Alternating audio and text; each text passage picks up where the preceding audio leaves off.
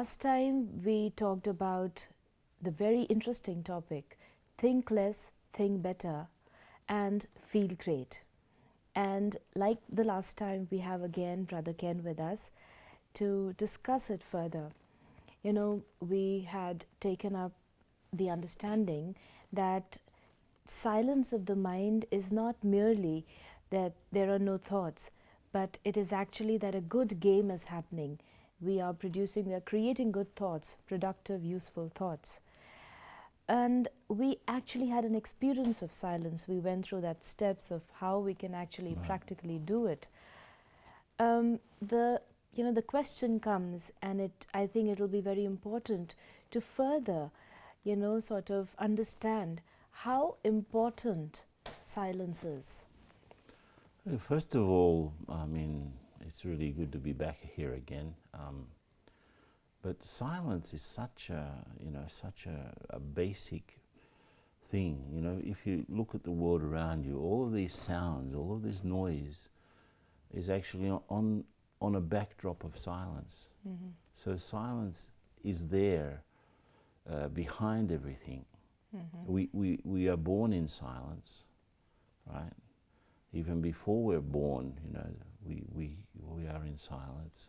And when we leave the body, we go back to silence. So silence is there at the beginning, during the middle, until the end, So all of the great ideas, probably, even the great inventions, must have been the fruit of some concentrated silence. Mm-hmm. When we concentrate on something that we really want to get done and it's worthwhile, we become quiet. So silence is there as a springboard for great things. That's the very first idea that comes to mind. Mm-hmm. But silence is not just verbal, of course, It's no use being quiet verbally, but if your mind is, just so much noise is going on inside of it. And that noise is related to what we could say is our internal narrative. It's me talking to myself. Plato, the great Greek philosopher, he said that thinking is the soul talking to itself. Mm-hmm. But it's not exactly that, because one of the challenges is to make our mind think beyond words, make our mind function without words, because words are very limited. Mm-hmm. If I ask you what an apple tastes like, you will say, well, it's sweet, it's sort of sour a little bit, it's like juicy, refreshing, but I can be describing 20 different fruits that are fresh and juicy and sour and sweet. So, but if I say the word horse to you, you don't think of the word horse, right? H-O-R-S-E. The image comes to mind. Right. So silence is a way to discover how to use our mind in a non-verbal way. That means no words or Abstract. less words. No, we think in images, think in feelings. You don't need to give names to everything. This is where actually silence helps us more than anything, because I don't have to give a name to a flower. The flower's just a flower. And imagine a botanist walking through a forest. He will be thinking, this is this tree, this is that tree, this is this plant, this is that plant. But the plants don't have those names. They are just the plants. People are just the people, So I can start to think in a non-verbal way, less words, therefore less wordy thoughts, And the narrative, the internal narrative, like the internal commentary that I have, now I'm doing this, now I'm going there, this is happening, what am I going to do, this what, now why, all of the questions and so on, that starts to become less, So I feel more and more content. So one result of silence is contentment. The other is the ability to appreciate things as they are. Third, it's the if there's silence, I can decide. I can see more, I can decide better. So the ability to decide springs out of silence. The ability to create comes out of silence. The ability to be content comes out of silence. So there's lots of benefits. Definitely. And over a period of time, if a person is actually investing time and creating the space of silence for himself, definitely there is a change in attitude which, it comes in his life.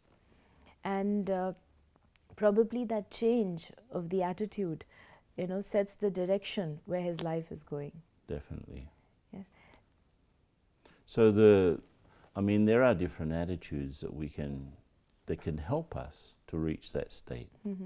So one thing is to develop that state which produces an attitude, but the other thing is to have attitudes to produce that state, right? Both ways. Both ways. So it's two-sided. For example, besides silence, there are many things that we can do. That's of course where things start and continue and end. That's the beginning of reducing the thinking and improving the thinking at the same time. And of course the net result is you feel good. But related to that, and I was starting to talk about it before, is to reduce your vocabulary. In English we have 500,000 words. And there are some very primitive languages that only have, 1,000 words maybe. And they can get by. That means they're not in this, mad rush to give names to everything. And let's say adjectives. We could live perfectly well without giving adjectives to things. This is beautiful, this is ugly, this is great, this is not so great, this is important, this is urgent. These are all adjectives. But in fact, things are just what they are, We've divided the world and given names to countries and to cultures and to states and, this, that and the other. I remember I was at a talk in London at the Global Corporation House, which is our main centre in London. And Edgar Mitchell was there. He was the fifth man or the sixth man to walk on the moon. He was an astronaut. Of course, the scientists, mostly the astronauts are scientists also. And he was telling the experience. He was so touched when he looked at the Earth from the moon. It was such a beautiful thing to see, right? Like a pearl swimming through space. And he was telling the story of coming back in his spaceship to the Earth. At a particular moment, he put his thumb on the screen, on the window of the spaceship, and the Earth was smaller than his thumb. And he was thinking, everything, all of the complications of humanity, all of that history of stuff is there in that little tiny globe of things. And so as he came closer, he didn't see lines on maps saying this is Pakistan, this is India, this is Afghanistan, this is Thailand, and so on. It was one, right? And of course, these names they're only applicable to human beings because you don't have, let's say, there's a dog living near the border with Pakistan. Is he a Pakistani dog or an Indian dog? They don't have nationalities, other animals. Or this is an Afghani butterfly, this is an Indian butterfly. You don't have it. And they're not even aware of it, actually. The plants and the trees and the winds and the climate and the clouds, everything, even the earth itself, doesn't have a name. Yet we live in this world of names and classifications and, black, white, yellow, red, different colors of skins or different ages or so many words, when we could just allow things and people to be as they are and see and accept them without any labels. It'd be fantastic, And that's the most difficult part, actually. Yeah, well, each of us has a gallery in our minds, right?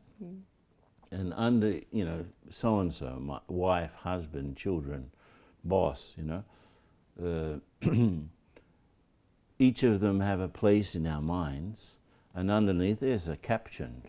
So and so is difficult, so and so is beautiful, so and so is really very, very clever, you know, and we live with these labels. In fact, someone has to do something once, irresponsible, liar, but it's not that we are those labels. Mm-hmm. So an invitation to our viewers: visit your internal gallery and remove the captions, remove the things that you have defined people as, and try to see them as they really are, without your lens, you know, of your ego, right? Mm. Ego produces adjectives unnecessarily. So when I say reduce our vocabulary, what I'm saying is reduce the naming of things and the labeling of things. Being judgmental. Being judgmental, you know. Allow things to be as they are. Get away from this being Indian or being this or being that. That's all related to an artificial classification. People are people. Human beings are human beings, whether they're black, white, red or yellow, Mm-hmm. whether they're Indians or Australians or Americans, you know. They're not intrinsic to the human race, these names. And the very beautiful exercise which you actually gave to everybody was to revisiting the gallery and removing the caption. And if we try to do that, then probably at least the world within us and the world that I am in touch with on a daily basis will be captionless, will be universal Yeah, for me. it's true. And also remove the things that other people have told you from about other people, right? So someone, let's say you're going for a new job and someone who works there is a friend, and that friend tells you, be careful, this one, this one, this one. This one, be very careful, and so on. And so you go to the job already imagining that the person is going to be like that and the situation is going to be like that. It's that person's point of view. It's not my, and that's the name of the program, right? What is my point of view? You know, do I have it? Is it clear for me? Is it unpolluted, my point of view, from all of these things? This is what I have to look for. Right. Because we have a tendency to be influenced by the information which is bombarded and also by the opinions of the people. You know, one question which comes to the mind is, it's very beautiful that we said that we understand that we don't have to label things and caption things. And we're talking about thinking less and thinking the right stuff. Right. Okay? But sometimes a person doesn't have a choice, you see. For example, if I am bombarded with information or opinions or things which have been told again and again, how is it that I can stop myself from being influenced? For example, if I open my mobile or there are different messages which are coming, I'm just reading them, or there's a, you know, if I'm just browsing through the headlines of today, news headlines of today, I'm, you know, getting some information inside me, and somewhere it is going to influence my thinking process, or you know, the number of thoughts that I'm going to create, or my labeling process. But it's not that we don't have any control over that, you know. I can decide, why not? You know, why do I have to be a sponge, you know? I can be selective. The thing is that because of our insecurity and expectations, we actually just absorb everything around us because we're not sure of what we're looking for, and so everything comes in. Now, if I'm very sure of what I want, I have how to discern, right? This I don't need to know. This I need to know. This information is useful. This information is not useful. This action that I'm thinking about doing will help me get to that where I want to go. This other action will lead me far away from it. So unless I know who I am and what I'm supposed to be doing and where I'm going, you know, this anything goes policy that most people live by, anything, I can think anything, I can absorb anything. The thing is, we're saturated with useless stuff, you know. And we produce useless stuff. We produce 200 times more information than we did 30 years ago, according to the Telegraph newspaper in London. They did an article there. 200 times more information we're producing, we're absorbing only 10 times more. That means 20 times what we produce, no one bothers. So we're also producing uselessness. So the thing is that we have to call things back to a central core and redefine ourselves. If I don't redefine myself, the world will define me. And that's the difficulty. And I need to learn how to actually speak less and show more, you know. That's another attitude. If I speak a lot, it's because I don't have much to say. And if I speak less and show more, when I open my mouth to say something, people will pay attention. Because you've actually proven, you know. Yeah, your example. You don't. Let me. You know. Let's have a conversation. We've got a problem in our relationship. Everything's going well. Let's sit down and have a talk. No, that talk will be endless. Right. So let me show by my new behavior that I've changed, and then I don't need to say anything. Of course, if I'm not saying anything verbally, it's because I'm trusting in the effort that I'm making, and therefore I'm not even thinking about it. I'm not worried. Worry makes the thinking go, you know, extrapolate, you know. Less worry means less thinking and better thinking. So, in fact, 97% of everything we worry about doesn't happen. So 97% of the worries that we have are imagination, pure imagination. So it's like it doesn't exist. And there I am wandering in my own thinking about something that will never happen. Yeah, so that means that the power of discernment that you talked about, thinking less, showing more, and therefore speaking less also along with it. Yeah, but you could say that we think 100 times more than we speak. So if I'm speaking a lot, it's because I'm thinking a lot too, you know. Much more than that. Yeah. So let me just say a few words, essential words. If I have to decide something, I can decide it with one thought, not 100 thoughts. You know, if I'm clear, as you're saying, discernment. Another thing that we learn in practice, another practical tip, don't compare. Don't compare yourself with someone else, and don't compare another person with some other person, or don't compare a place with another place. It's like comparing an apple with an orange. Apple is apple, orange is orange.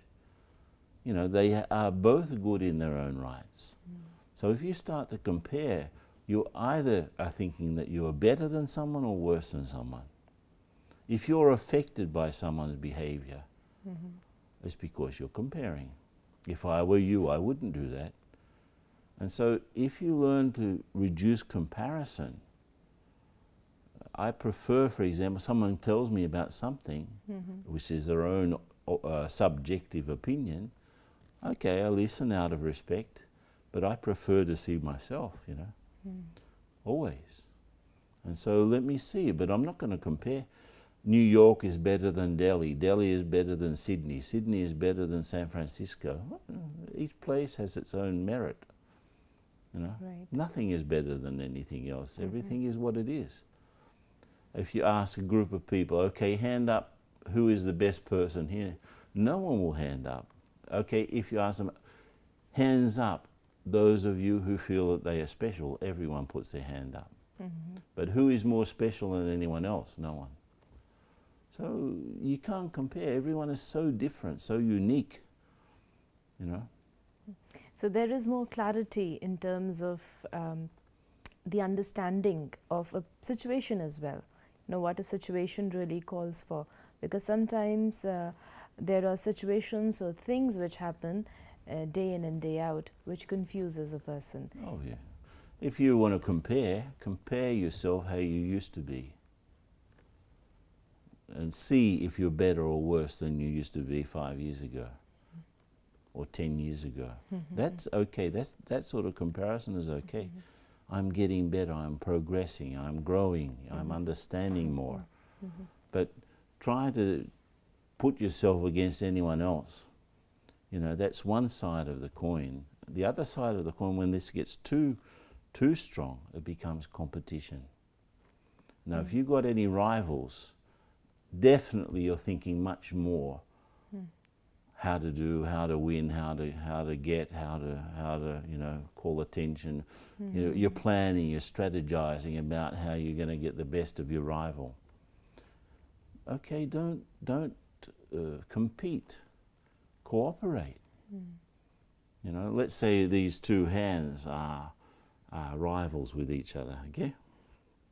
Look at what happens. Each one of them is putting their most extreme force one against the other, right? And they're not moving, right? I'm putting a lot of force. This one has to win, or this one has to win. No. If I cooperate, it becomes very smooth. Very I can smooth. do whatever, Yeah. very easy. And so when there's a competition, the energy is locked. It doesn't go anywhere. And it's a lot of energy, a lot of thinking, a lot of sweat. But let's relax and cooperate. It makes things easier. So during the course of these 2 episodes, to think less, to think better, and to feel great, we've talked about many points around silence, around cooperation, about removing the caption of the gallery. We'd like to know from you, what is your main point, your main practice that you apply to think less? Well, one of the things I've understood from, the teachings of the Brahma Kumaris is that I'm an eternal soul, right? That means I have to be me for a very long time. And I can't be someone else. So I have to become my own friend. And sooner rather than later. Even if I leave this body, which is going to happen, and the body is mortal, but I continue, even in the next life, I'm still going to be me. So the mind that I have comes with me. And the intellect that I have comes with me, and the sanskars, or the personality traits, or the subconscious register goes with me too. So even in my next birth, I'll still be me. I won't be someone else. So I have to become my own friend. I have to talk to myself in a more peaceful way, in a less destructive way. I have to make my mind my best friend in a way. Because sometimes our mind is our worst enemy. And I can't change my mind, even that expression, I've had a change of mind. No, we don't change our mind. It's the same mind. What we have to do is to change what's happening in it.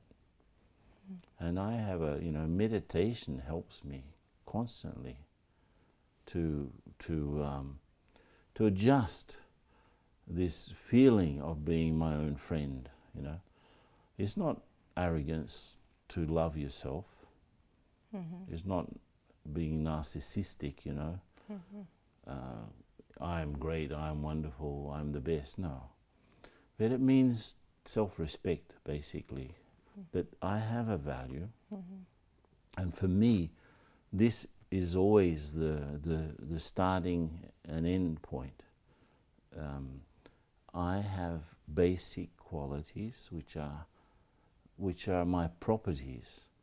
I am peaceful, I am loveful, I am truthful, I am a soul, I am God's child, I'm God's student even.